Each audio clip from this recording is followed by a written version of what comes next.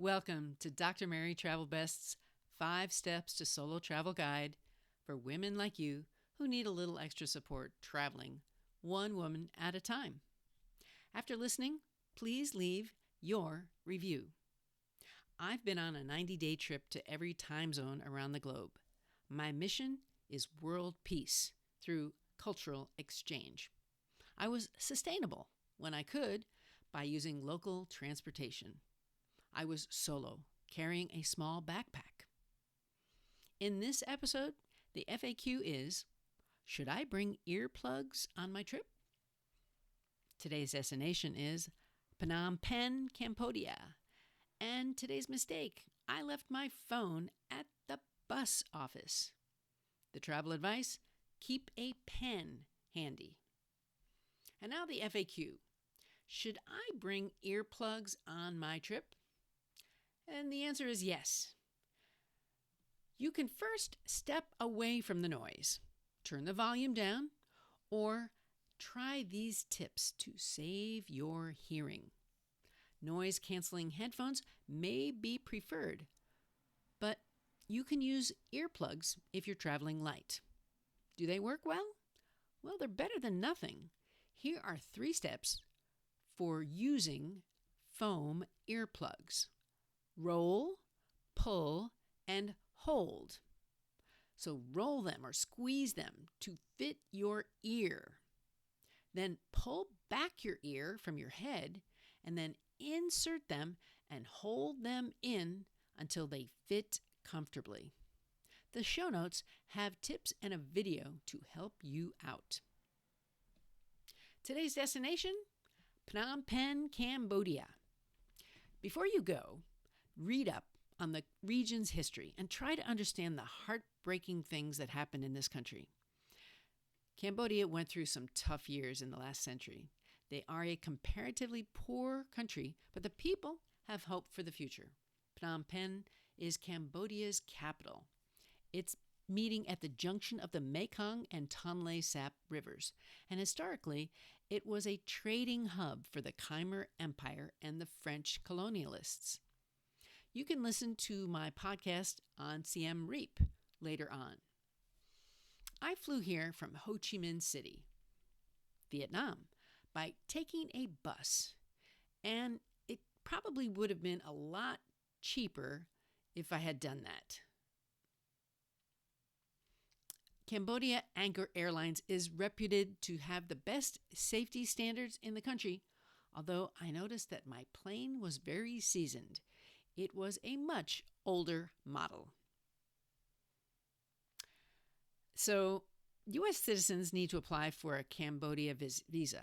The e-visa cost is $36 USD, and the e-visa processing time takes between 2 and 5 business days. Now, I had to change the date of my birth on my visa after I had been issued it. This was incorrect, but that was really easy to accomplish. It was weird, but because the time when I first submitted my application and when it printed out, the date got swished. So I fixed it ahead of arrival. Now, what do you eat? Rice. It's the most essential food in the country, and more than 2,000 species once grew in Cambodia. There's hardly a dish that doesn't contain rice, including noodles made from rice, desserts, cakes, and alcoholic beverages. And so no Khmer meal is complete without boiled rice. Now, although Cambodia's official currency is the riel, R-I-E-L, the U.S. dollar is used in most transactions. So I recommend taking some U.S. dollars in cash with some small denomination notes. The city's walkable riverfront is lined with parks, restaurants, and bars, including some ornate places like the Royal Palace, the Silver Pagoda, and the National Museum. You've got artifacts nearby from all around the country. And at the city's heart is this Art Deco Central Market.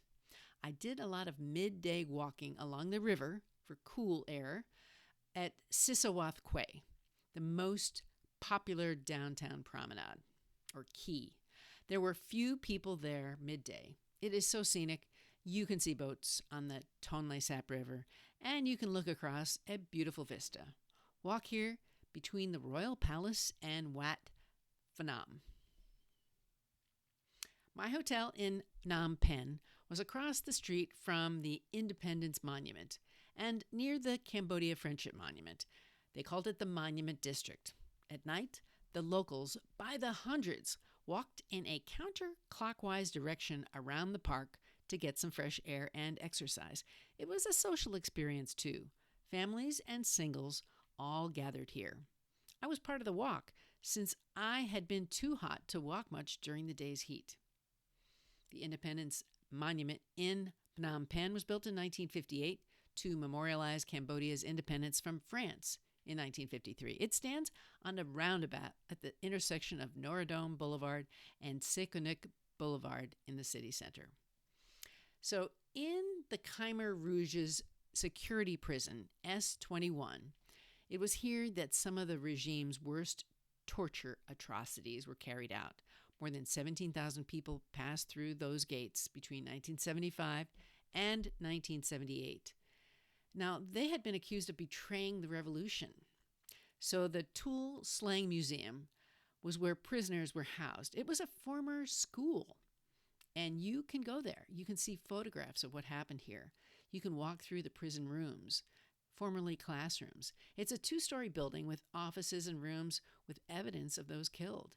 And there's detailed notes and photographs, along with some of the remnants of the furniture and statues of those who died. I took a tuk-tuk to visit this sad place at Street 113, Phnom Penh. I was sad, but filled with hope for a better future when I left here. And now for today's mistake.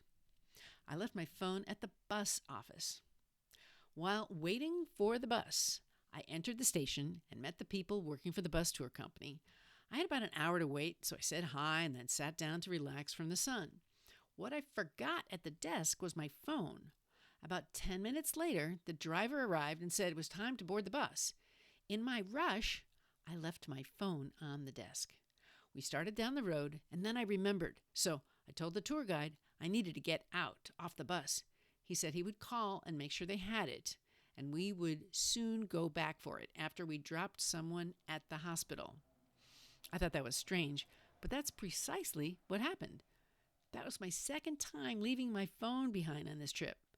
I was learning a lesson again, not to leave my phone anywhere. Don't be like me. I was lucky.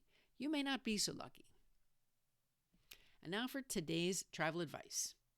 Keep a pen handy. In today's world of digital technology, one thing you will still need is a pen. There will be a time when you need to write down something to remember. It could be a code or a phone number or a key phrase. So keep something to write with nearby. I want to bring meaning to your travels.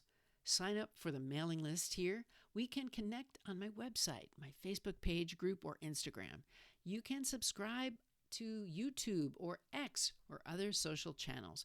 And lastly, find 5 Steps to Solo Travel. It's a book series on Amazon. Look for my show notes.